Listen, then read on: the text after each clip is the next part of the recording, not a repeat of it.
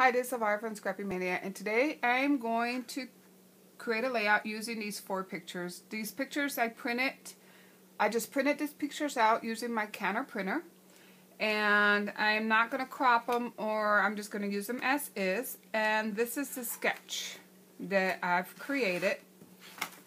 Now I created 3 different little clusters. So this one is where my main picture is going to be, with the smaller one and 2 other pictures. Then I'm going to place another picture here on this side. These are going to be some strips of paper, banners. I might layer these with more layers of paper. And then notice that I have my design is on a diagonal. I'm going to create another cluster here with my journaling and my title sitting around here. So the main focus of this layout is going to be in this area. And the papers that I'm going to, and before I go into the paper I'm going to be using, I'm actually going to be using these embellishments here. Now these are some stencils that I bought years and years ago from QVC, and they're like before all those Prima screens and everything, all the stuff was a rage. I did purchase these, and I want to start using some more of the stuff that I have purchased, and that's what I'm going to use. I'm going to use these hearts. Somehow I'm going to incorporate it. I'm going to either mist or do something for these stars. And the paper that I'm going to be using, it's going to be this paper by Heidi Swapp. And this is another pad of paper that I bought some time ago. Not too long ago. It is 2013, but I think it's the beginning of 2013. There's some more stars in here, so I want to cut some of these out, and I'm going to use these in my layers. And there's some more there. And just letting you know, just showing you the different papers that this paper pad comes. It comes with everything you need to die cut. It even comes with alphabet, so I'm going to use this for my title. And look how beautiful, beautiful, beautiful the paper are. And it's perfect for masculine pictures. Look at this one. I really liked it a lot. And they still have this at Michael's. So these are one of the paper pads that I purchased with my 50% coupon. Or actually it was 40% at the time when I bought this. And I really, really enjoy all the papers, because I figured that for a masculine layout it's going to be just perfect. Just going through all the papers so you can see, in case you do decide that you want to purchase this. Look how beautiful that is. And this is a little too dark for my layout, but look how gorgeous this is. It's getting kind of heavy. There's the other. You get 2 of each. And I like paper pads because I get 2 of each.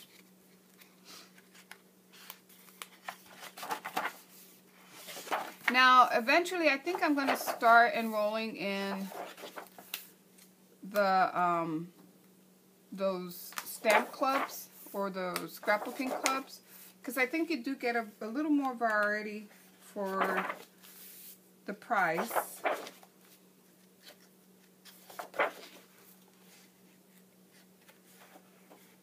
And that's it. Okay, so these are the papers that I settled on. And I do like that phrase here that says play. I think I'm going to use this one for the background. Nice neutral background. And then these tags are going to be for build up some layers. And here's some of those banners that I'm going to use. I'm going to use this, I think, for my title. Maybe, maybe not. Not sure yet. And then these are some more of the cutout. So I'm going to start cutting some of these stuff apart. And then I shall be back. So to create my banner that's going to be framing my page on the top and on the bottom, I cut a strip is about 1.5 inches by 12, and then I cut that strip in an angle.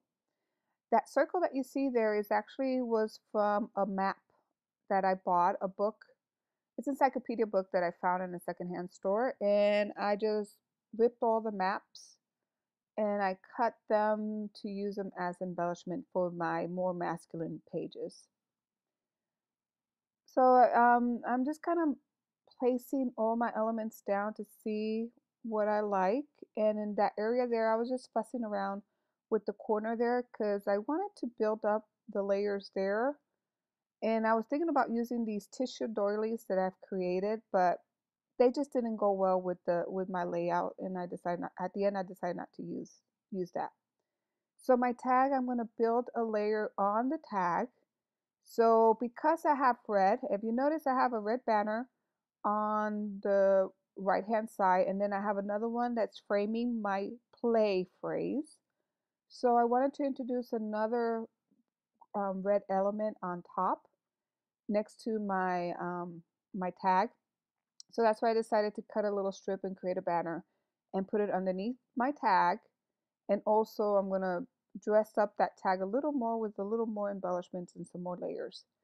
Now I wanted to give a nice little outline um, for all my layers. So I decided to pull my pen out and just make a outline around all the edges of my page. So, and one of the things that you see me doing a lot is I like to create my clusters kind of off the page. And as you can see there, I'm kind of like building up the tag, creating my clusters, and then later on I will place them on the page because that way I have more freedom on be able to move it around the page as a unit, and I know exactly where it's going to fit. If I wait to build the layers up after I have placed it on the page, sometimes I may run out of space and the element don't quite fit well if I layer on the page instead of off the page. So here I'm going to place this tag, and I just wanted to introduce a little bit of red at the bottom. So that's why I framed my phrase. And a good design is to kind of repeat your colors and your patterns at least twice or 3 times on a layout so that way it looks cohesive. And another thing here, I'm just creating the cluster within the picture itself so that way when I do place it on the page, I know exactly where it's going to sit with all the elements. I just finishing up some more outlining.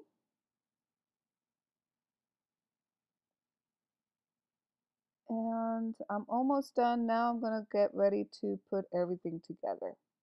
So I'm using a glue stick. Now this glue stick is from Costco. I get about quite a few for not too much. And it does keep everything together. I really like the glue stick. Here I'm just placing those stars in a semicircle. And then I'm going to spritz it with a little bit of my homemade glimmer spritz or color spritz. And I do like the effect that that gives. It really kind of toned it a little bit down, the colors. Plus, at last I used something that I actually bought some time ago. And that's what I'm trying to do is use a lot of my embellishments and products that I've purchased over time. And I try to kind of bring them out and use them on my layouts. So I did place some foam adhesive on that middle picture that I'm placing there. So that way it does get raised a little above the, the other pictures. And then this one, I'm going to cut it off the side there and just trimming off the side, and that it looks like it's coming off the page. I really like that.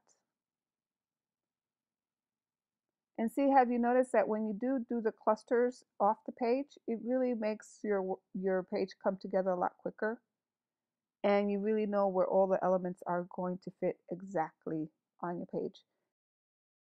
Okay, I'm done with my layout. So here's my interpretation of the sketch. These are the papers that was left over, and I did not use the title page because I have enough titles all over the page. I have Explore, Play, and Adventure. And I really didn't want to put anything else right here. I think this is just, it's enough what I have already here. It's plenty. So let's go back to the sketch. Now in the sketch, I did have like a banner here and a banner at the bottom, which is what I kept exactly how the sketch was planned. Now this little grouping here was, it's the picture with some grouping and some stars, and I used some of these metal stars that I had laying around for a couple of years in my stash. So I pulled that out and I put it there. I also used a lot of the embellishments from the paper pad, and I cut out the star there as well as here. This grouping right here represents the journaling area here. Now the photos, there were 3 photos together, so I went ahead and put the photos down here because they're larger than, these photos are larger than my sketch, and I didn't really want to cut down the photo because I really like the white borders on my photos, so I wanted to keep it intact. The title here is represented down here. Now this little cluster here is here, so the title, I moved the title from there and I put it up here, as you can see there. And then I brought a little cluster with the banners and a couple embellishments down here. So, and then what I did is, instead of having this, I was going to put some rhinestones or something to make this circular embellishment. I decided to use this world map that I have, a word globe, that I pulled from one of my book encyclopedia papers or book papers that I bought at a garage sale. And I cut that out and I placed that there, and the colors really go very well with my layout. And as you can see, I have some blue, which I brought it in, a couple of blue. There's some red on his t-shirt, which has little red inserted in the picture. And then I want to repeat the colors. So if I wanted to use this red banner, so I put it here, but then that means I need to repeat it at least once or 3 times. Works best. If you can repeat a color at least 3 times or at least twice, then it will make everything look cohesive. So I repeat the banner here, the red here, then I put another banner here and here. So I'm repeating the elements, and then I'm putting it, notice that it's a triangle. So you have a cluster here with a triangle cluster here with a triangle cluster here. Now I do have this little cluster there, but it doesn't distract from the overall feel of the page. You can still see a visual triangle when you travel down here. And then you travel alongside the page, so your eye will travel from the title to this picture down along this tract up to where the journaling is going to be. So I hope you like this tutorial and explanation of how I came up with this page, and that's the interpretation of my rush sketch. I hope you like it, and thank you for watching. Bye now.